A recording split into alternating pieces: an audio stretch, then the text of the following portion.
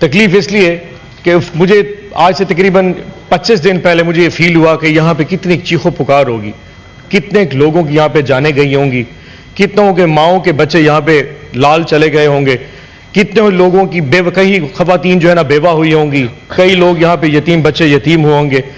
میں جب یہاں پہ نیشنل اسمبلی میں سر اپنا سینٹ میں جب واپس آیا تو میں سمجھا کہ ماحول بڑا سومبر سا ہوگا، بڑی تکلیف میں سارے ہوں گے، لیکن سر جس قسم کا مذاق یہاں پہ اڑایا گیا اور یہ کہا گیا کہ کون سے شہید یا کون سے لوگ، سے یقین جانیے اس سے زیادہ تکلیف میں اور اضافہ ہو گیا۔ تکلیف ان کی جانیے سر جن کے گھر اجڑ گئے سر، اور یہاں پہ یہ کہا گیا کہ کوئی گولی نہیں چلی۔ سر گولی تو چلی تھی، سوال یہ کہ گولی کیوں چلی تھی؟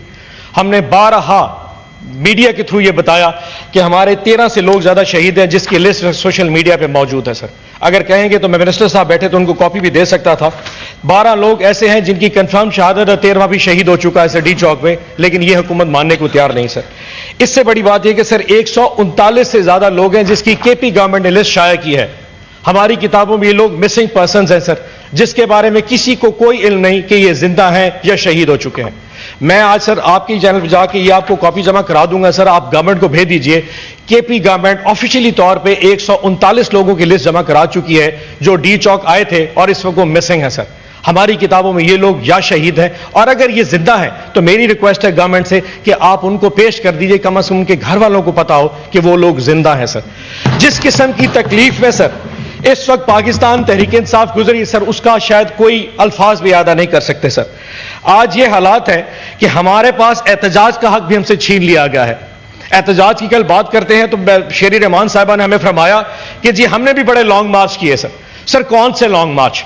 اور کہتی تھی بہت بڑی جستجو کر کے، کاش وہ یہاں پہ موجود بیٹھی ہو، جی بڑی جستجو کی ہے۔ جی کون سی جستجو سر؟ سر آپ کے لانگ مارچ آپ کو یاد ہوگا، بلاول بھٹو زرداری صاحب جب اس کراچی سے نکل کے اسلام آباد ہمارے دور حکومت میں آئے تو 10 دن کا ٹور تھا۔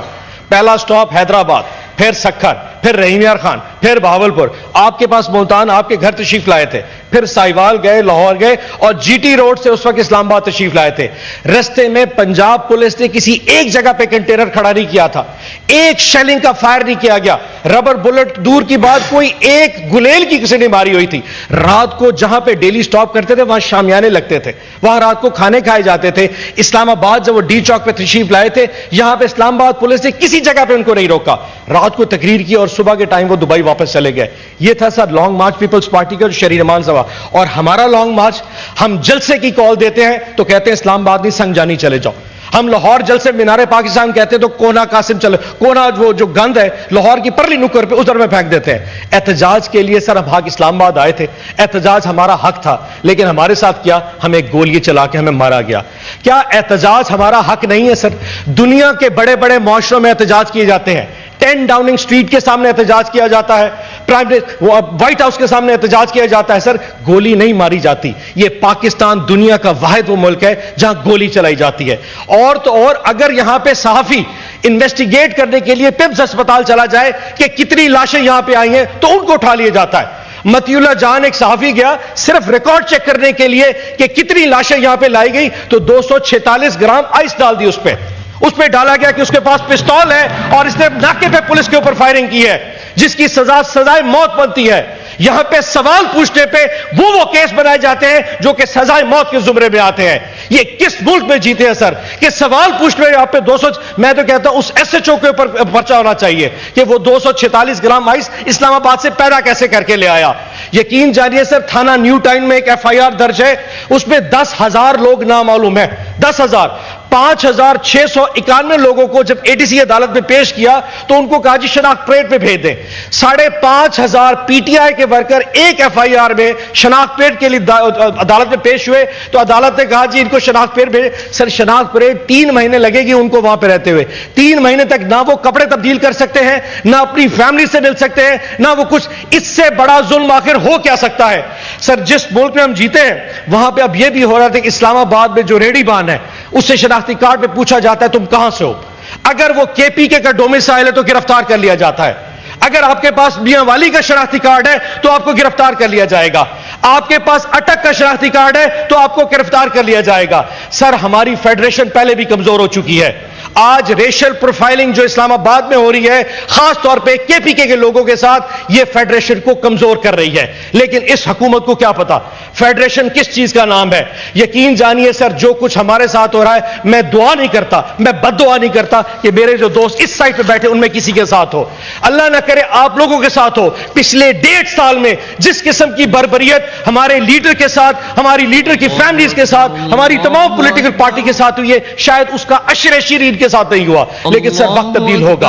ہماری ریکویسٹ ہے، جیسے کل علی ظفر صاحب اور شبلی فراز صاحب نے بھی کہا، آپ ایک جوڈیشل کمیشن بنا دیجئے. تمام سینئر ترین ججز جو سپریم کورٹ پہ ہیں جوڈیشل کمیشن بنائے. کسی کی بھی اموات ہے سر، جو بھی یہاں پہ شہید ہوا وہ پاکستانی تھا، اتنا ہی پاکستانی میرا تھا جتنا کسی بھی پولیٹیکل پارٹی کسی پاکستانی کا ہو سکتا ہے. سی سی ٹی وی کیمرہ سے اسلام آباد بھرا ہوا ہے.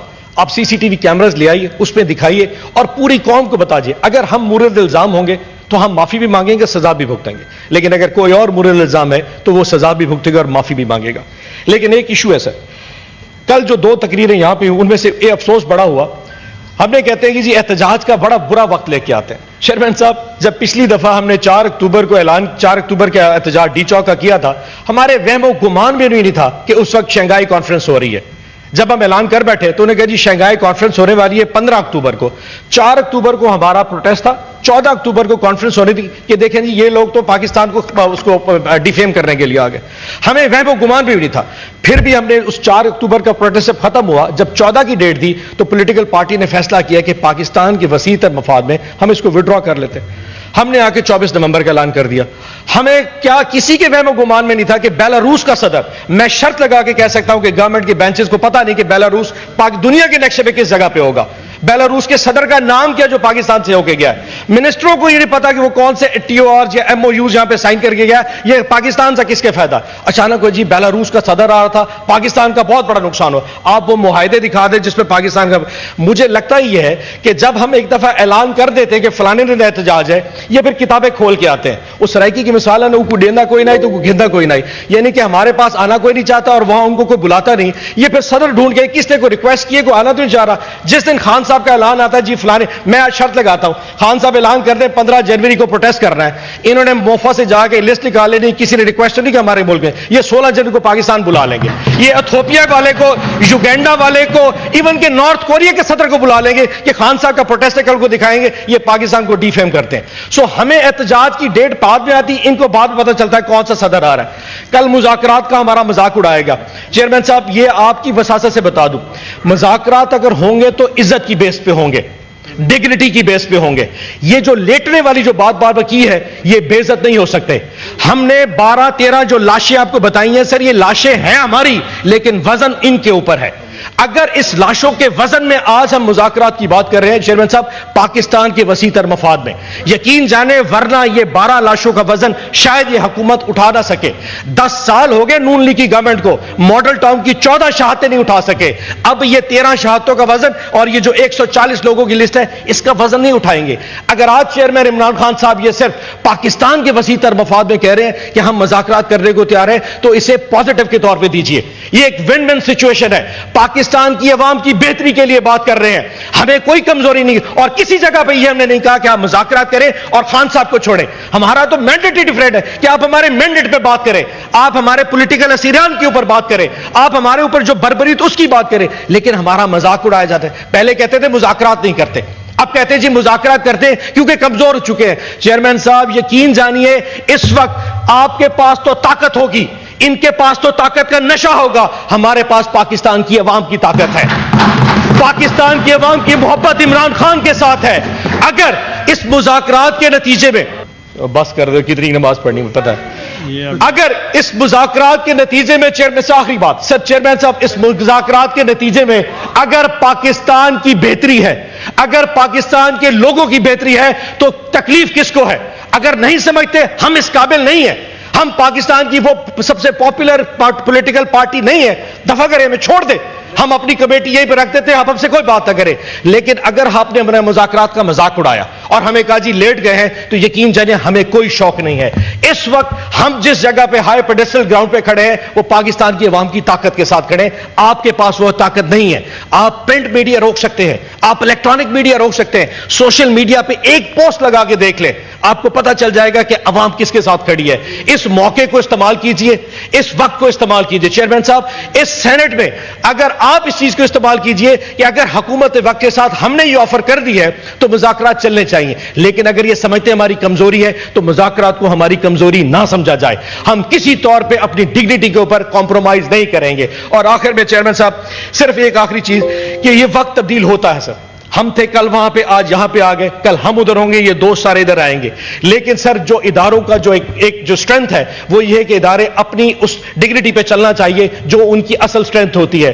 آج ہم ایک دوسرے کو اتنا نہ گرا دے کہ کل ایک دوسرے کو دیکھنے کے قابل نہ رہیں. جو کچھ اس وقت پاکستان تحریک انصاف کے ساتھ جو ظلم برپا ہے, یقین جانی اس کے اوپر کتابیں لکھی جا سکتی ہیں. میرے چیئرمین نے آج تک یہ نہیں کہا کہ مجھے فلانی فیسلٹی چاہیے یا فلانی فیسلٹی. 14 دن کسی ایک شخص کو اس سے ملنے نہیں جاتا.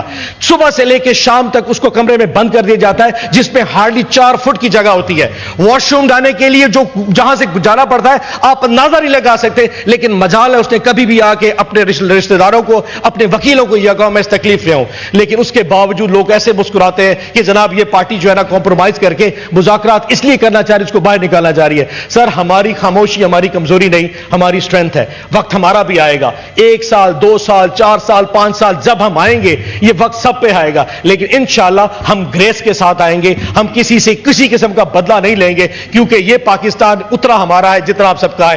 انشاءاللہ وقت دور نہیں جب میرا وزیر اعظم میرا عمران خان واپس آئے گا اور اس ملک کا وزیر اعظم بنے گا. پاکستان زندہ باد, عمران خان زندہ باد.